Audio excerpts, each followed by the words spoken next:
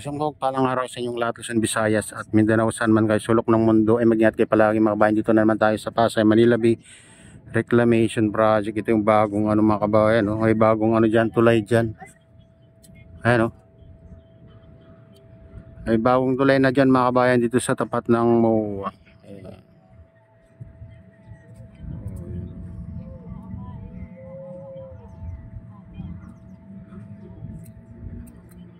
Baybayin natin to sa tapat ng MOA mga kabayan. Silipin natin yung mga dito, reclamation. Ayan mga kabayan, ang luwang na rin ng dito. Lawak na yung reclamation dito.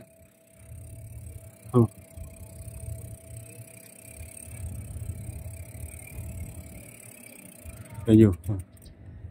Ayan, ang taas na rin yung dito mga kabayan, no? Kasi taas na rin dito sa seawall ng MOA mga kabayan, yung tambak dyan, no? Yung tulay ng nakaraan dalawang poste ang pero ngayon mga kabayan isang poste na lang nagkakarugtong na dito sa isang isla.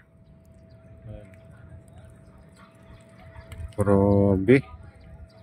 Yan, dire-diretso na yung mga sasakyan dyan pag matapos ng ito.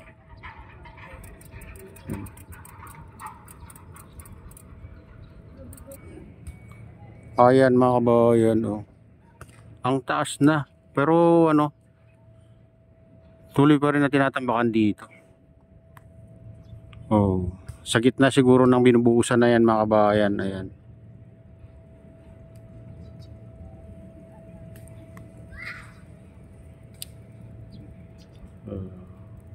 Grabe.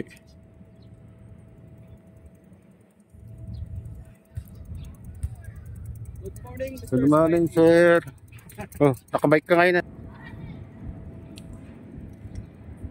Ayan mga kabayan, pag dito ka na naman hindi mo naman matanaw yung parang talagang nagkakarugtong na itong malaking island saka dito sa island sa tapat ng MOA. Pero may ginawang dyan, maliit na tulay mga kabayan. Ewan ko lang kung permanent na yun o temporary lang dyan. Daanan lang ng mga mga sakyan papunta dito sa island. Ayan. Ang taas na dito mga kabayan. Hindi mo na nakikita yung hindi mo na makikita yung magtatambak dan sa gitna na barko. Kasi ang taas na dito sa gilid. Pinalawak na rin dito. Pinalawak na rin yung dito sa tapat ng MOA. Pinalawak yung daanan ng mga ito, mga barko, mga yate, ferryboat. Dito na sila dadaan mga kabayan kasi kaso lang malayo ning ikutan nila. Ayan, dito sila ikot mga kabayan. Doon sa pinakadulo ng MOA. Pinakadulo ng tapat ng MOA, doon na sila dadaan.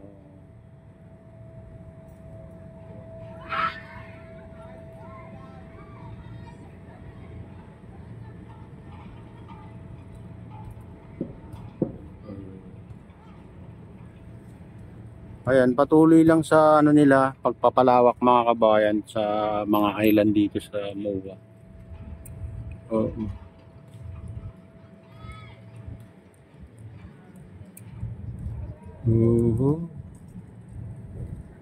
Ayan, punta tayo dun sa pinaka dulo. Ayan.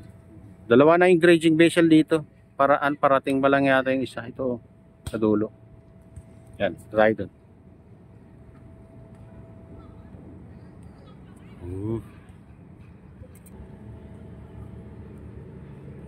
Itong dito. Kaya tayo nag-aayos sa mga yan mga kabayan. Mga tawag yan. Yung pipe na malalaki.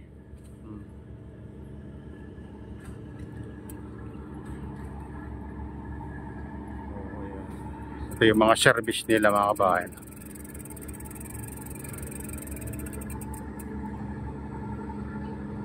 Pinalawak dito mga kabayan katulad doon sa likod ng Sofitel Hotel. Ayan, ganyan din ginawa nila.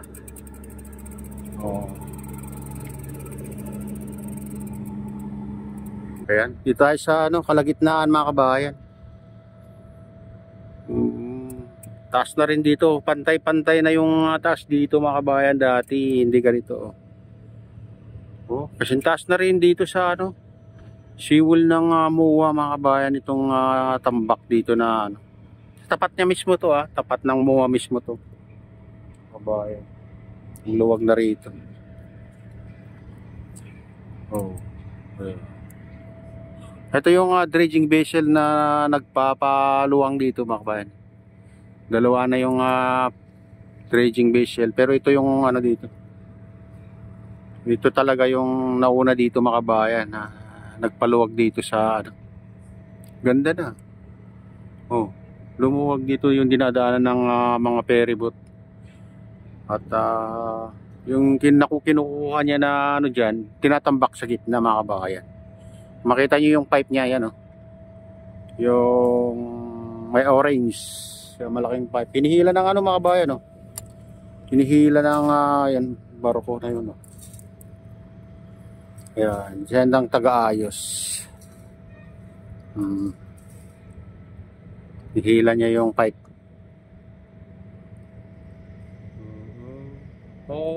Nakaiwan ko kung nakakonect ba ito sa isa.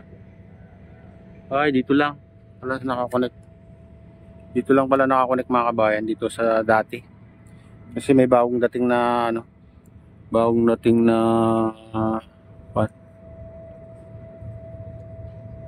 dredging vessel.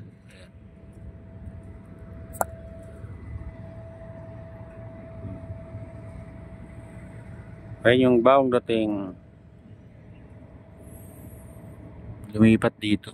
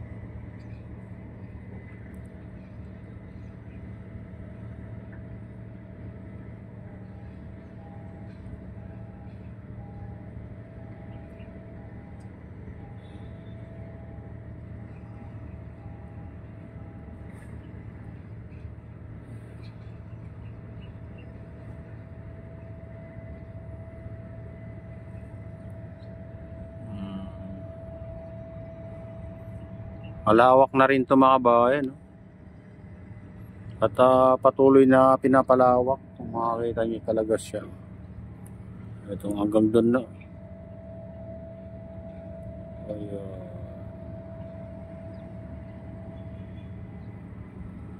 medyo ano ngayon, mapag, kaya ganito yung kulay.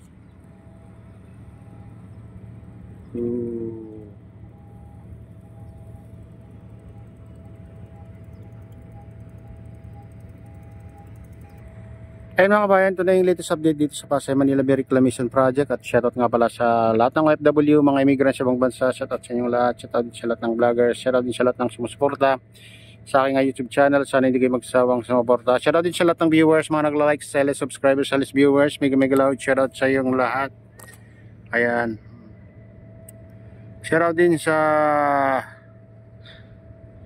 Gubang Baykada. Ayan, RGP Bikers at Golden Bikers. Mega loud shoutout sa inyong lahat. Shoutout din kay Kuya Yu, kay Atilin, kay Kuya Rick, sa aking misis, sa utol ko dyan sa naluluway. Ayan, mega loud shoutout sa inyong lahat. At kay Ma'am Keisha, ayan, Keisha Dam, ayan, mega loud shoutout sa inyong lahat. Ayan. At pagpalain na ng Diyos at ingat kayo palagi. God bless us all.